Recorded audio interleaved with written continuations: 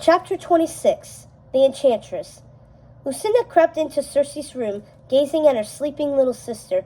She looked so peaceful and beautiful sleeping there. As she unfastened the necklace, Lucinda knew in her heart that Circe would be thankful for what her older sisters had done for her.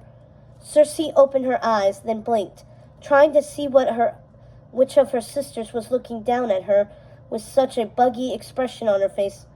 "Lucinda," she smiled up at her.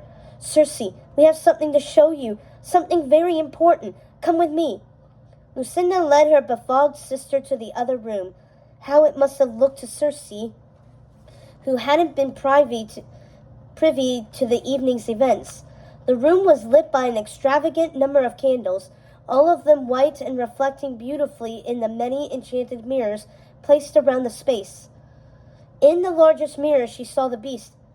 "What's this?" she asked as she rushed over to the mirror and placed her hand on its lovely silver frame. "Is he dead?"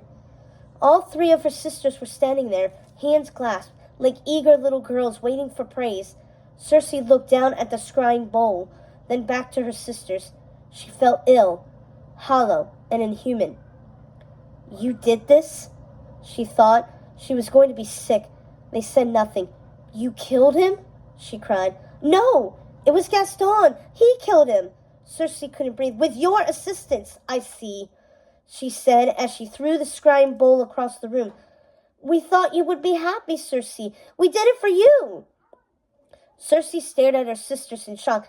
"How could you think I would want this? Look at the girl. She's heartbroken." She was looking at Belle in the enchanted mirror. "I love you," Belle said to the beast in tears as tears streaked down her face. Circe was also crying. Her heart was filled with dread and regret. "I never wanted this to happen," she continued. "Look, she loves him. This isn't fair. I'm bringing him back. I'm giving him a chance to break the curse." The odd sisters started to scream in protest as they advanced on their little sister, but Circe's fury sent them flying back until they were pinned to the wall. "Not another word. Do you understand? You say one more word, and I will give your voices to the Sea Witch." Lucinda, Ruby, and Martha knew their little sister's powers were far greater than their own, but they had always been able to manage her because she was the youngest. It looked now as though that time was past, however. They were too frightened to speak, like broken dolls. They looked inanimate and frozen in their bizarre poses as Circe continued to rail at them. "I'm bringing him back. I'm bringing him back to life. Do you understand? If he loves her too, then the curse will be broken, and you will never seek to reverse it." Her sisters hung there, pinned, unwilling to move, not saying a word. "Never meddle with the Prince or Belle again. If you do, I will make good on my promise.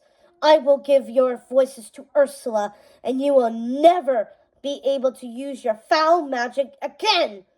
The odd sisters just stared at her, wide-eyed, saying nothing as they had been commanded.